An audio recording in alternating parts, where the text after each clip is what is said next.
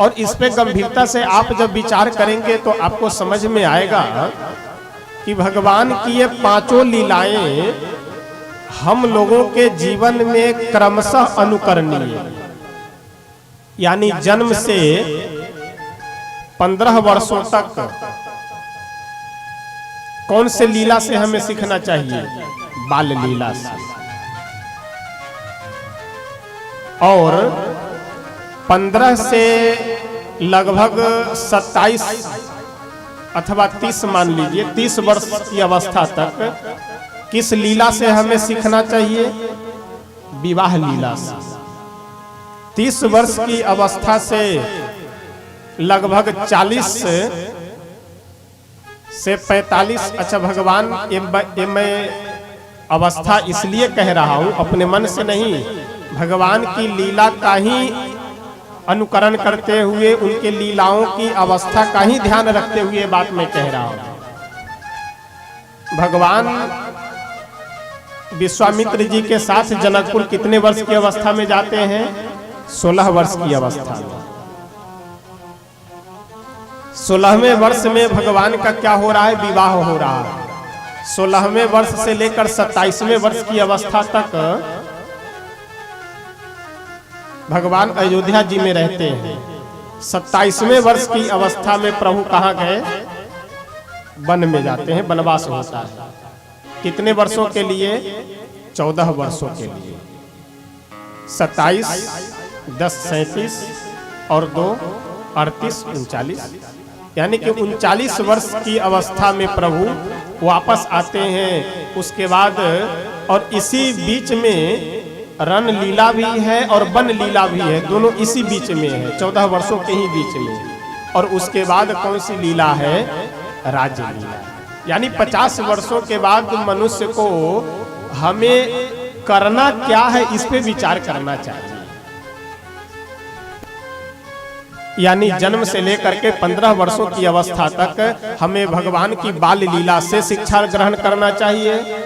15 वर्ष की अवस्था से 30 वर्ष की अवस्था तक हमें भगवान के विवाह लीला से शिक्षा ग्रहण करनी चाहिए। और 30 वर्ष से लेकर के लगभग 50 वर्षों तक हमें भगवान के वन लीला और रण लीला से शिक्षा ग्रहण करनी चाहिए। और 50 वर्षों के बाद हमें भगवान के राज्य लीला से शिक्षा ग्रहण करनी चाहिए कि अब हमारा जीवन का उद्देश्य क्या है, हमें करना क्या चाहिए। यह मैं यहाँ संक्षिप्त में केवल बता रहा हूँ और आगे चल करके जब प्रसंग आएगा तो प्रसंगानुसार मैं वर्णन करता चलूंगा। भगवान बाल लीला में क्या कर रहे हैं? अच्छा, अवतार क्यों लिए हैं? आप किसी व्यक्ति से पूछिए कभी कि भाई साहब आप कमा क्यों रहे हैं, तो तुरंत वह व्यक्ति बोलेगा कि अपने परिवार के लिए। ठीक, परिवार को किस लिए पाल पोस रहे हैं? तो अपने लिए, जीने के लिए, कि हम आनंद से जी सके, परिवार के सब लोग सुखी संपन्न रहेंगे तभी तो हम आनंद से जिएंगे।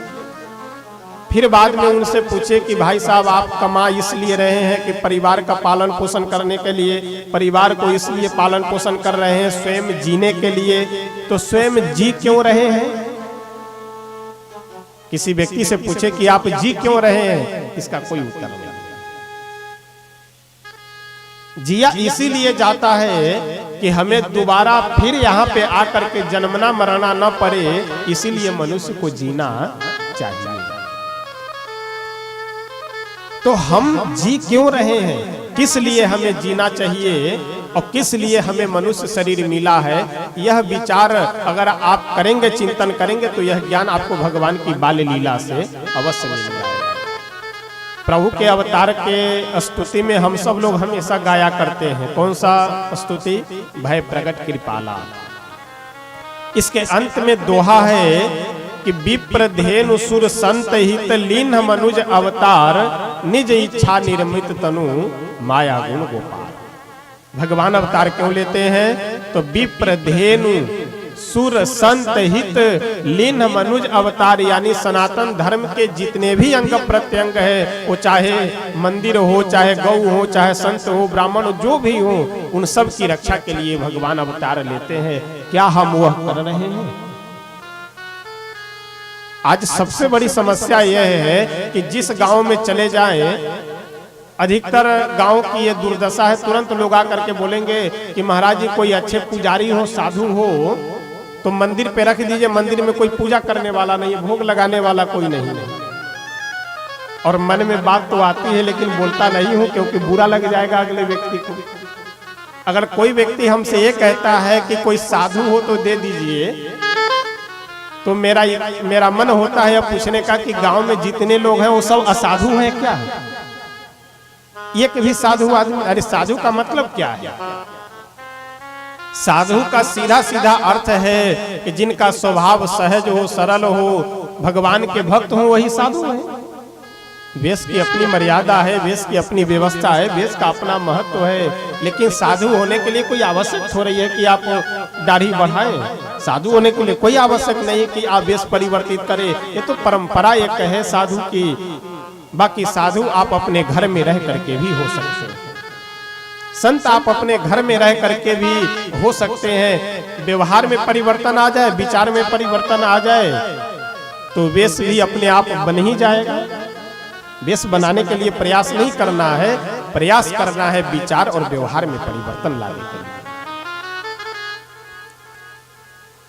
2-2 हजार, 2,500 हजार गांव में लोगों की जनसंख्या है और सब हिंदू हैं, लेकिन विडंबना ये कि मंदिर में कोई एक दिया जलाने वाला नहीं है, भगवान को कोई इलायची दाना भी भोग लगाने वाला व्यक्ति नहीं। ये बात मैं इसलिए कह रहा हूं कि हम मनुष्य जन्म क्यों लिए हैं, मनुष्य जन्म हमें क्यों मिला है। यदि आप विचार करेंगे तो आपको यह लगेगा कि भगवान मनुष्य शरीर इसलिए लिए थे कि अपने मंदिरों के, अपने तीर्थों के, साधु संतों के धर्म की रक्षा के लिए। तो मंदिर ही नहीं रहेगा तो धर्म हमारा क्या रहेगा? इसलिए मंदिर की रक्षा करना हमारा कर्तव्य है। और हमारे यहाँ सबसे बड़ी एक कुरीति क्या व्याप्त होती जा रही है कि गांव का व्यक्ति अगर कोई देवी जी का स्थान है, कोई भगवती का स्थान है, वहाँ पे एक दरवाजा भी लगा पाना पार नहीं लगता है। वहाँ पूरे वर्ष में बस वही नवरात्रि में कभी गए, फूल माला चढ़ा दिए, बाकी 364 दिनों में कभी उनको समय नहीं मिलता है। और ऐसे लोग 2-2, 3-3 बार चले जाएंगे वैष्णो माता दर्शन करने के लिए, यानी 10,000 रुपए खर्च कर करके वैष्णो माता को जाकर दर्शन कर लेंगे, लेकिन अपने गांव में कोई भगवती का स्थान है तो वहां नहीं जाएंगे। क्यों? क्योंकि स्वार्थ छिपा हुआ है। यहाँ के मंदिर में जाने से मनोकामना हमारी पूरी नहीं होगी, और वैष्णो माता चले जाएंगे तो वहां हमारी मनोकामना पूरी हो जाएगी।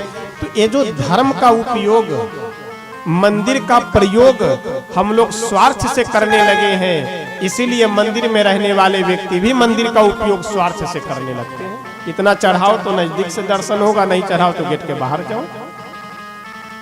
क्योंकि आप सब, हम सब एक ही मंदिर में जाकर के माथा फोड़ रहे हैं, भीड़ लगाए हैं, तो मंदिर वाले भी अपना भीड़ का बढ़िया उपयोग करते हैं।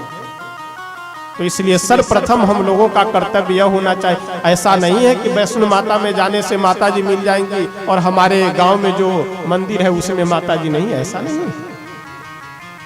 ऐसा नहीं है कि दूर हम चले जाएंगे तो वहां पे हनुमान जी प्रत्यक्ष मिल जाएंगे और यहाँ हनुमान जी हमें गांव के मंदिर में नहीं मिलेंगे, ऐसा नहीं है।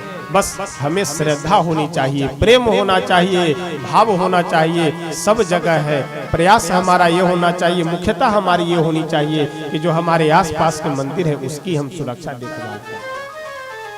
और आजकल तो महाराज यह आश्चर्य, यह विडंबना है हमारे समाज में कि चौक चौराहे पे लोग हनुमान जी की मूर्ति बना करके एकदम खड़ा कर देते हैं। न कोई भोग लगाने वाला, न कोई धूप अगरबत्ती दिखलाने वाला।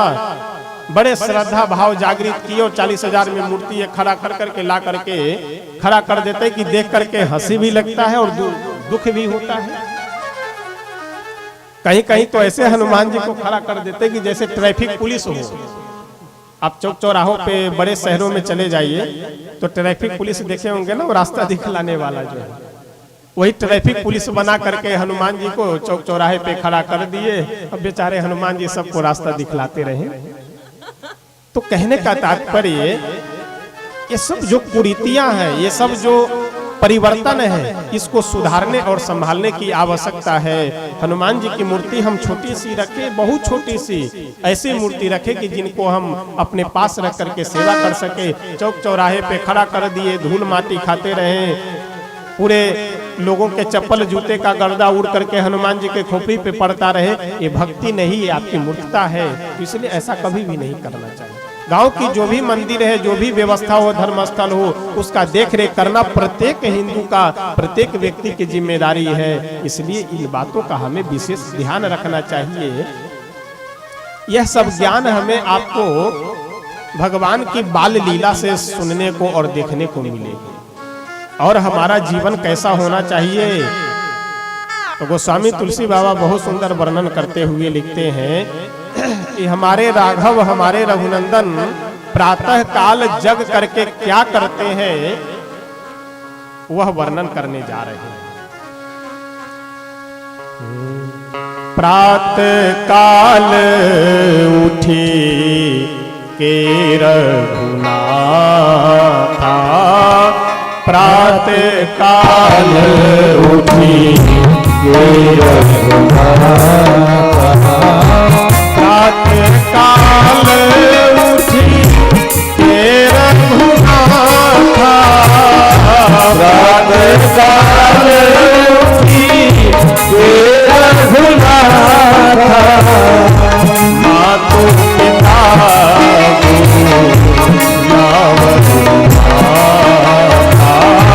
मातु पिता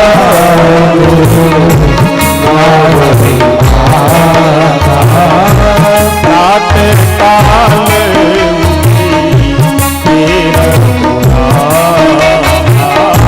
प्रातः काल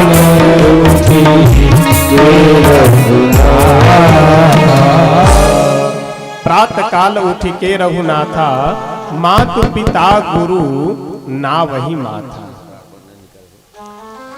देखिए, सुबह में जगना बड़ी बात नहीं है, सुबह में जग करके हम कर क्या रहे हैं, यह बड़ी बात है। एक बार एक महात्मा जी कहीं प्रवचन सुनाते हुए बोल रहे थे कि देखो भाई, सबको ब्रह्म मुहूर्त में जग जाना चाहिए। ब्रह्म मुहूर्त यानी 4 बजे भोर में ही जग जाना चाहिए। सुनने वाले श्रोताओं में एक सज्जन उठ करके खड़े हुए, बोले महाराज जी, आप 5 बजे 6 बजे की बात कह रहे हैं, हम तो 4 बजे भोर में ही जग जाते हैं और जगने के बाद तुरंत स्नान कर लेते हैं। महात्मा जी बोले बहुत अच्छी बात है, 4 बजे भोर में ही जग जाते हो? बोले हाँ, 4 बजे भोर में ही जग जाते हैं। स्नान भी कर लेते हो? बोले हाँ, स्नान भी कर। और क्या करते हो? बोले चाय का इंतजार। आवाज देते हैं कि अरे स्नान हो गया, जल्दी से चाय बनाओ। अब आप जग रहे हैं 4 बजे भोर में, स्नान भी कर ले रहे हैं 4 बजे भोर में, यहाँ तक तो ठीक है, लेकिन उसके बाद कर क्या रहे हैं? उसका इंतजार की जो जीव के लिए भी, शरीर के दोनों के लिए नुकसानदायक है। प्रातः काल जगने के बाद हमें करना क्या चाहिए, वह शिक्षा भगवान की इस बाल लीला के माध्यम से हम लोग को मिल रही है। अब आज प्रथम दिवस की कथा है, तो इसलिए विलंब होने के कारण और भूमिका भी, कल भी थोड़ी सी भूमिका की चर्चा करेंगे और बाकी प्रयास यह होगा कि कल तो कथा में प्रवेश कर करके जहाँ तक लगभग प्रारंभ होगी कथा, और 5 बजे 4 साढ़े 4 बजे तक आप लोग प्रयास कीजिए उपस्थित यहाँ हो जाने का, क्योंकि अपने यहाँ का नियम है कि आधे घंटे गाड़ी हम लोग की विलंब से चलती है। तो अगर आप 4:30 बजे तक प्रयास करेंगे तो 5 बजे तक पहुंच जाएंगे, यदि 4 बजे प्रयास करेंगे तो 4:30 बजे तक पहुंच जाएंगे। तो इसलिए आधा घंटे का गैपिंग लेकर के, आधा घंटे का समय लेकर के आप सब 4:30-5 बजे तक यहाँ उपस्थित हो, ताकि कथा समय से प्रारंभ हो करके समय से समापन हो सके। इतना बड़ा आयोजन, इतनी बड़ी व्यवस्था सब हुई है, इसका लाभ यही है कि भगवान के नाम का हम सब संकीर्तन श्रवण करें, भगवान की कथा श्रवण कर करके कुछ अपने जीवन में, व्यवहार में, विचार में परिवर्तन करें। यद्यपि मेरी इच्छा तो कुछ बोलने की है, लेकिन मैं वो बोलूंगा नहीं। जिनको जानकारी करना हो तो बाद में आप पूछ लीजिएगा, बाद में बता देंगे, लेकिन मंच से नहीं बोलेंगे।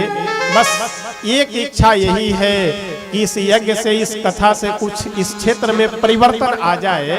बस इसी में हम समझ लेंगे कि इस यज्ञ की सफलता हो गई और इस कथा की भी सफलता हो गई।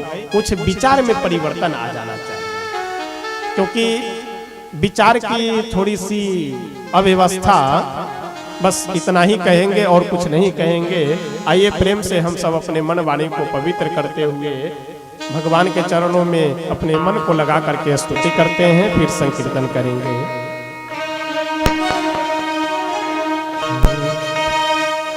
शरण में आए हैं हम तुम्हारी, दया करो हे दयालु भगवान।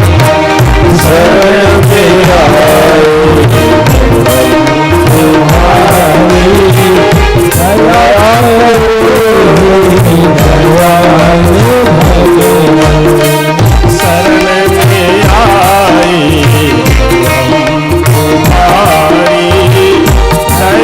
करो हे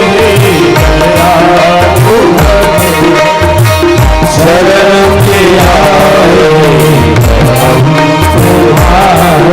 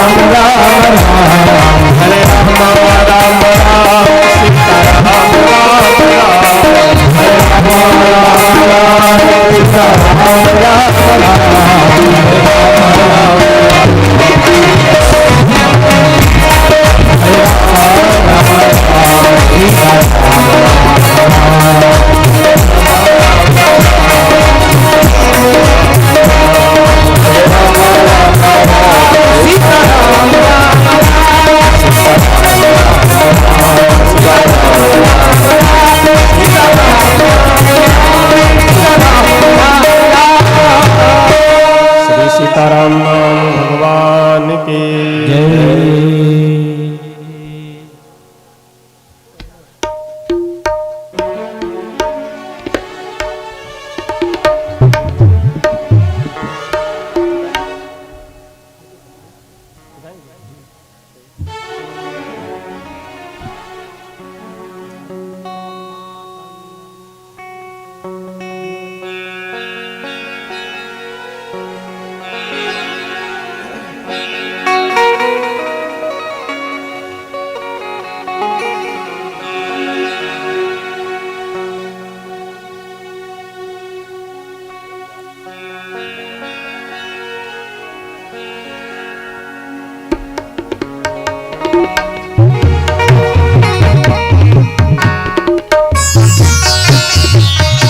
आप सब अपने अपने स्थान पे खड़े हो जाएं और जो भी आरती में सम्मिलित होना चाहते हैं तो एक एक व्यक्ति का नाम लेना ठीक नहीं है, तो आप जो भी इच्छा हो जिनकी भी आरती कर सीताराम महात्मा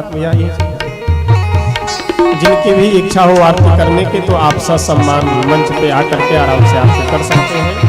आइए हम सब प्रेम से आरती करते हैं। हरि ओम चंद्रमा मनसो जात ससो सूर्यो अजायत श्रुत्वा द्वायुष प्राणस्य मुखादग्निरजायत आरति श्री रामायण जी की आरति श्री रामायण जी की कीरति करी आरति श्री रामायण जी की कीरति करी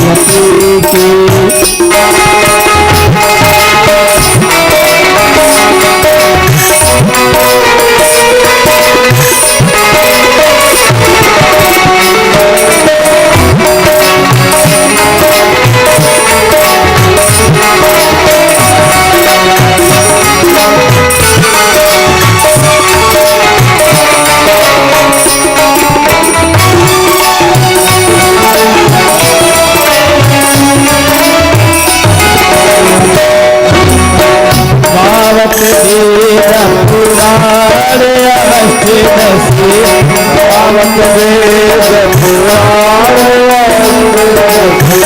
छाओ शास्त्रे सदग्रंथन पुरस्ते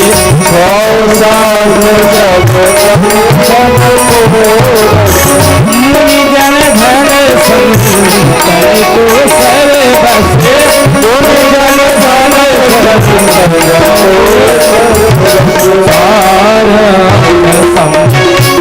सब आरत की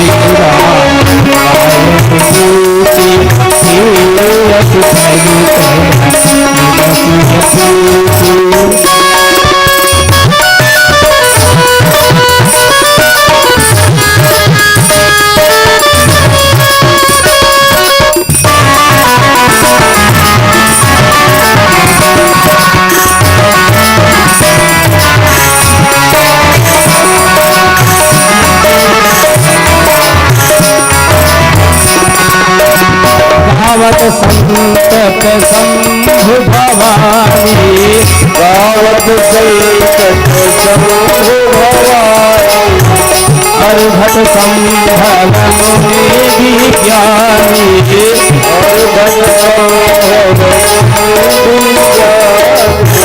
व्यास आदि कवि कवि बखानी व्यास आदि कवि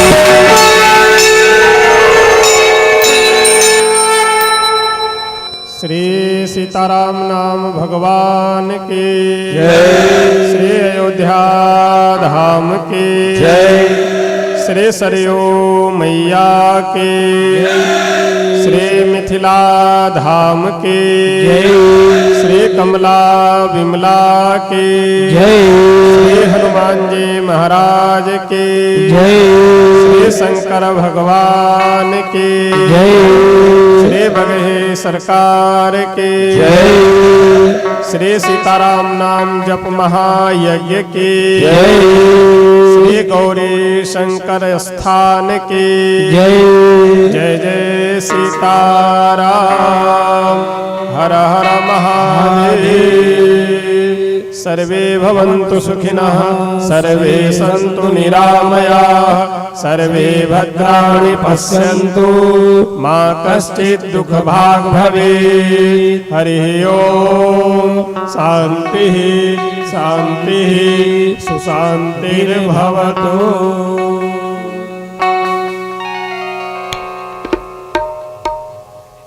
कल पुनः हम सब यहाँ उपस्थित होकर के आगे का कथा प्रसंग श्रवण लाभ प्राप्त करेंगे।